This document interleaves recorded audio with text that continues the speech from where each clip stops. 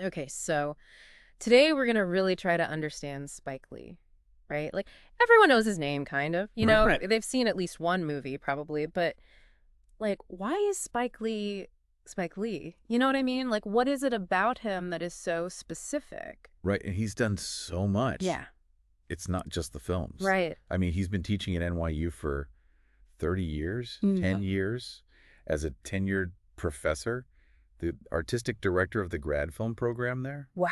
Like, he's had a huge impact in so many different areas of film. It's really interesting, too, how he's talked about how, like, he didn't get into AFI or USC for film school, and because his GRE scores weren't high enough, and he was just like, well, I guess it's meant to be. I'll just stay in New York. Right. And that really is Yeah. like New York is such a character in all of his films. New York is in his DNA, it seems like. I Yeah, mean, it's such an important part of who he is as a filmmaker. totally. And then, he goes to NYU and he's like in this class with Ang Lee and Ernest Dickerson, who shot a lot of his early films too. Yeah. She's got to have it. All the way through Malcolm X Dickerson was the cinematographer. That's a great little crew to come up with, right? What a class that must have been. Oh my God, can you imagine? I mean, just the conversations, Right. the energy in that room. Totally. And, he always talks about how, like, his generation at NYU, they just cared about, like, getting their hands on the equipment more than anything else. Not so much the degree, but just like, let me touch the camera. Yeah. Let me learn how to use this stuff. Yeah, just let me make a movie. Yeah. And now it's so different because kids are making movies on their iPhones and, Well, their laptop. laptops, yeah, with huge student loan debt. Right. And it's interesting because Spike Lee doesn't necessarily say that this generation is, more imaginative. Right. Just because they have access to the technology. Right. It's like the tools don't make the artist. Exactly. And so that's an interesting point, I think. So, okay, let's talk about how he directs on set. Okay. Because this is very specific to Spike Lee, I feel like. Oh, yeah. And this is something that everyone knows, but the no chairs on set. Yeah, that no chairs rule. Right, like everyone's got to be on Apple boxes if they need to sit down. Right. Which is interesting because that actually forces a certain kind of energy. Yeah. You're not relaxed. You're not getting sleepy. You're kind of on edge a little bit. Yeah, it keeps the energy up, I guess. Yeah, yeah. And there's a kind of togetherness to it, too. Right. Because everyone's kind of in it together, Yeah, and I've heard him talk about this too, the Dickick tent, which I love. Oh, yeah. He doesn't like the video village, Right. which is so funny. So he's either in this tent or he's right at the monitor. Yeah, he wants to be in it. He wants to be close to the action. Yeah, he's not separated. Yeah. So, okay, let's talk about him as an actor, because that's a whole other thing. And this is funny because, like, his first couple of films, like, She's Gotta Have It, Do the Right Thing, he was in those films in part because, like, they didn't have money. Right. They couldn't afford other actors. It was out of necessity. Yeah, but it's interesting because, like, Mars Blackmon from She's Gotta Have It, like, Yeah. he's always said that was kind of just like him, like Yeah. an extension of himself, Right. which is funny. Yeah, and what's so interesting is that role led to those iconic Nike commercials with Michael Jordan, Oh my God, yeah. who at the time famously didn't know who Spike Lee was. And he said, "Motherfucker, are you wearing my shoes?" Right, like, what are you doing here? What are you doing? Why are you directing this? That's so funny. It's a great story, and it really speaks to, like, the power of She's Gotta Have It, that it kind of broke through in that way. Yeah, that it was able to reach, Michael Jordan Yeah. that way. Yeah. And then you have, like, all the films that he did with Denzel. And Denzel has said, jokingly or not jokingly, that after Malcolm X, he was like, I can't act in your movies anymore Right. because it's so intense. Yeah, it's so intense. And he's so involved. Yeah. So it's interesting how he's an actor, but also, like, even when he's acting, he's directing. Yeah, he's got his hands in everything. Yeah. And you can really see that in his films. Totally. Okay, so another thing that I think is so specific about Spike Lee is, like, the rhythm of his films. Oh, absolutely. He's talked about this so much, like, coming from a musical family. Yeah, right. His father was a jazz musician, Yeah. and he said that rhythm is so important to him in his films. Yeah, it's like it's in his blood, It's like a heartbeat. Yeah. It's like a pulse that runs through all of his work. Yeah, and he gets his composers involved, like, right away. Oh, yeah, they're there from the very They beginning. get the script, Yeah. they're watching cuts.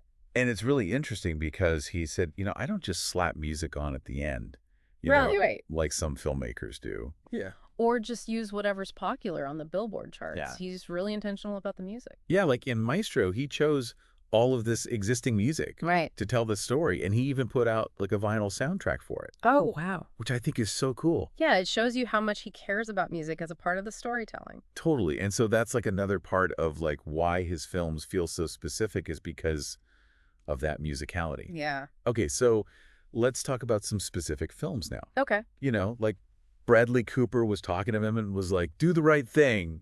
Like blew me away, you know? Yeah, he was really struck by the rhythm of it, the acting, how it connected with so many different people. It's like a really important movie, you know? Yeah, it's a landmark film. It's a landmark film. And then there's like, you know, his very specific opinions on other films. Right. And filmmakers like Quentin Tarantino's Django Unchained. He was like, I'm not seeing that Yeah. out of respect for my ancestors. Which is interesting because it shows you how seriously he takes, Yeah. you know, these portrayals of history and race in film. Right. Like Yeah. it's not just entertainment to him. It's personal. It's deeply personal, yeah. And then you have Black Klansman, which is so interesting because it's based on a true story from the 70s. Right. But it feels so current. It's so relevant to what's happening today. Yeah, and the way he connects it to Charlottesville at the end. Oh, yeah. That ending is so powerful. It's so powerful because it's like, this isn't just something that happened in the past. This is Mhm. happening now. Yeah. And the way he uses Harry Belafonte in that film, Oh my God. telling that story about the lynching. So Like, powerful. just Devastating. Devastating. And he said it was like such a respectful atmosphere on set, you know, Yeah. when they were filming that. And he's like, you know, we got to vote. Yeah. You know, we got to do something about this. Right. And, you know, even when it comes to award shows, like when Black Klansman lost the Oscar to Green Book, Right. I mean, he jumped on Samuel L. Jackson. Yeah, that was a moment. I mean, it was funny, but it's also like, he cares. He's passionate. He's He passionate. wears his heart on his sleeve. Totally. So speaking of like, you know, his influences and stuff, Yeah. he's talked a lot about really admiring like the partnership of Elia Kazan and Bud Schulberg, Oh, yeah. you know, and like on the waterfront and A Face in the Crowd, which he feels like is so prescient about the dangers of like media and stuff. Right, like it predicted so much of what we're dealing with today with Like, social yeah. media and everything. And then his relationship with Scorsese, you know, Yeah. like his mom showed him Mean Streets.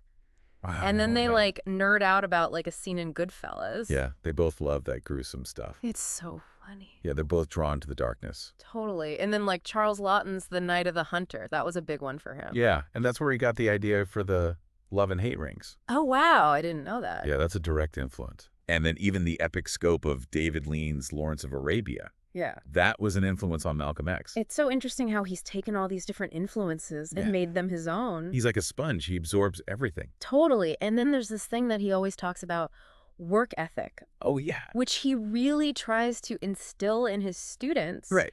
He's like, there's no overnight success. You gotta put in the work. Yeah, you got to be passionate. Passionate, and like, it's not about fame and fortune. Right. It's about the work. Yeah. And, you know, he's seen that firsthand with actors like Bradley Cooper, who spent like 6 hours in makeup for Maestro.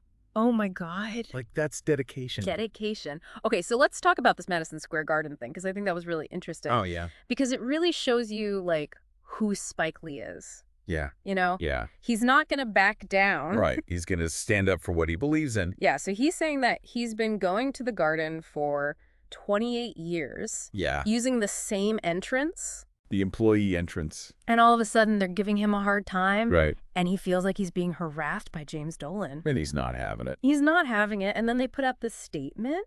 Right. The garden spin. Yeah, and he's like, that's not what happened. Yeah. He's like, I wasn't trying to use the wrong entrance. Right. I was just trying to get in like I always do. And it's interesting because he's like, you know, you don't see Jack Nicholson getting hassled at the Staples Center. Right. Like, what's going on here? Yeah. He's like, I'm a fan. I'm a paying customer. Yeah. I've been coming here forever. Yeah. Treat me with respect. And you can see that, like, you know, he's a Knicks fan. Oh, yeah. He cares. He's been there through thick and thin. But he's also like, Yeah. don't mess with me. Don't disrespect me. Right. Yeah. Okay, so something else that I think is really interesting is how much he's been delving into his family history. Oh, yeah. Like, he's always known a lot about his dad's side, you know, going back to Cameroon. But his mom's side was kind of a mystery. The Sheltons. Yeah.